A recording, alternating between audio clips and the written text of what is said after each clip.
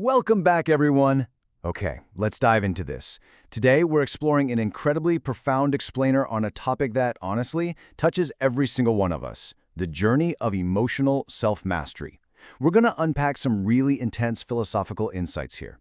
We're looking at how we value ourselves, how we navigate pain, and how we actually find some semblance of peace in a pretty chaotic world. So, let's get right to it. Why does giving too much respect make people devalue you? Seriously, think about that for a second. The reality is pretty harsh. In today's world, it seems like the more respect, the more love, and the more importance you freely give to someone else, the lighter they tend to take you. It's a really painful reflection on human nature. When you just overgive in your relationships without first cementing your own worth, you're almost guaranteed to end up being taken for granted. You just can't expect respect from the rest of the world if you haven't recognized your own value first. Section 1. The illusion of relationships. And this brilliantly illustrates our first core theme today. So many modern connections operate entirely on a mirage, rather than any real, solid foundation of genuine connection. On one side, you've got the language of emotions, which, let's be honest, is rarely understood anymore. And on the other, you have the language of profit and convenience, and that is what the vast majority of people are actually speaking. People today are navigating their relationships with their brains instead of their hearts. They're constantly calculating what to say and what they can get out of it, rather than just connecting purely on an emotional level. And because of that highly transactional mindset, trying to force a connection is just totally futile. A forced relationship holds zero value. I mean, if you constantly have to prove your importance to someone, they just aren't capable of understanding your worth. Trying to force someone to be yours? It's a losing game. Whoever you force into your life today is probably just going to become a stranger to you tomorrow. Now contrast that with this incredibly profound truth. Those who truly belong to you will value you even in your silence. Think about how powerful that is. A genuine person in your life doesn't need you to constantly shout about your worth. They'll never ignore you for someone else, and they'll never make you feel worthless. And honestly, if they do, don't give them a second chance to even think about it. Section 2. The reality of betrayal. Broken illusions. Moving forward, we really have to look at what happens when these illusions inevitably break. This prepares us for some harsh but absolutely necessary realizations about human nature and trust. You know how 100 words of advice rarely change our behavior, but one single stumble of experience, that changes everything. It's like a sudden slap from reality. Those wrong paths, the wrong people, those deeply painful experiences, that is what truly makes a person strong. It's the stumble, not the advice, that definitively teaches you what is actually right for you. I want to pause here for a moment and just let the heavy weight of this sink in. Corpses don't cry, those who burn them do. Wow, this deeply poetic imagery really highlights the dualities of life and suffering. It gets to this idea that those who cause the destruction or those left behind dealing with the ashes of a relationship are the ones who truly bear the pain.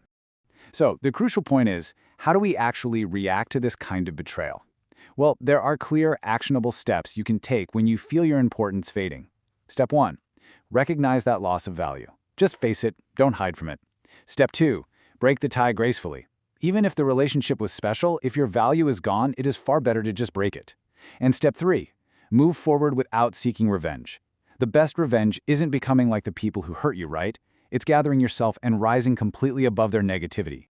Section 3. The power of solitude. Inward healing. So moving from the outward chaos of betrayal to the inward journey of healing. If you have ever felt just totally emotionally exhausted, this is going to validate exactly what you've gone through. When pain crosses its absolute limit, a person doesn't shed tears anymore, they just become completely silent. That profound silence is hiding a mind that has been deeply, deeply shattered. The tears stop flowing on the outside, but everything is washing away inwardly. The opinions of others, they just stop mattering, because the mind has been broken so many times that new blows literally don't even register anymore.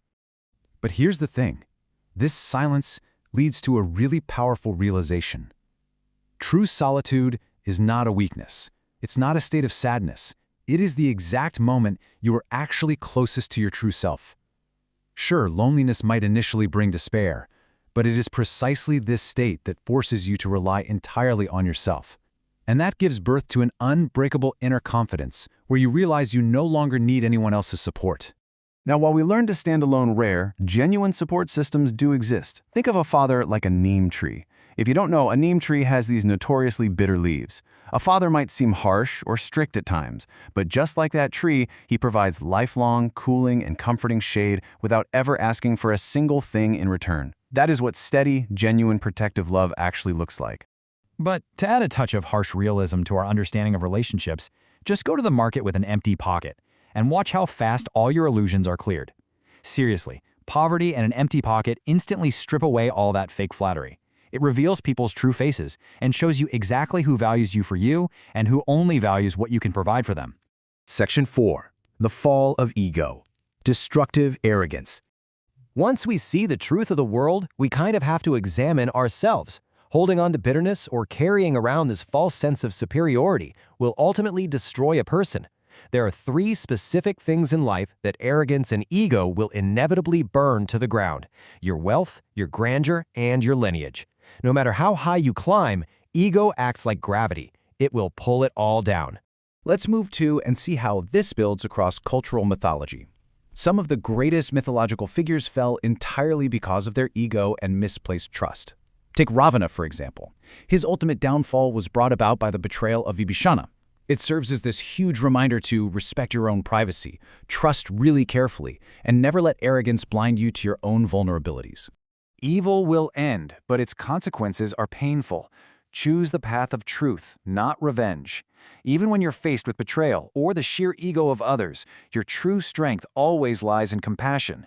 Returning pain with pain, it just extends the suffering. Walking the path of truth and keeping your own actions pure, that is your ultimate superpower. Section 5. The path to peace. Internal satisfaction.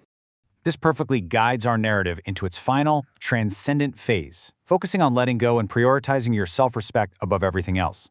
This brings us to a really profound metaphor for emotional maintenance.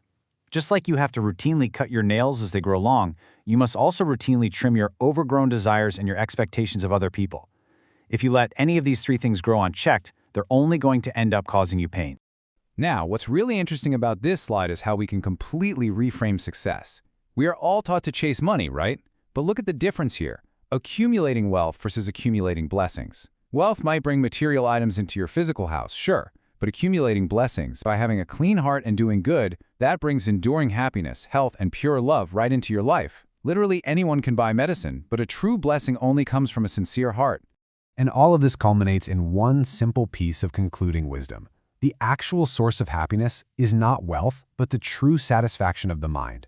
Wealth can actually feed the ego, but a truly satisfied, happy mind brings this deep internal grace. True relationships and true inner peace absolutely require this level of understanding and satisfaction, not just a physical presence or financial gain. I want to leave you with this final, provocative thought to take away from this explainer. Ask yourself, will you prioritize your self-respect today and silently close the doors where there's no longer a knock? If your importance in a relationship is faded, trying to explain yourself or clinging to hope only damages your self-respect. Empower yourself today to protect your emotional boundaries. Know your worth, embrace your solitude, and quietly shut the doors that no longer serve you. Thank you so much for learning with me today.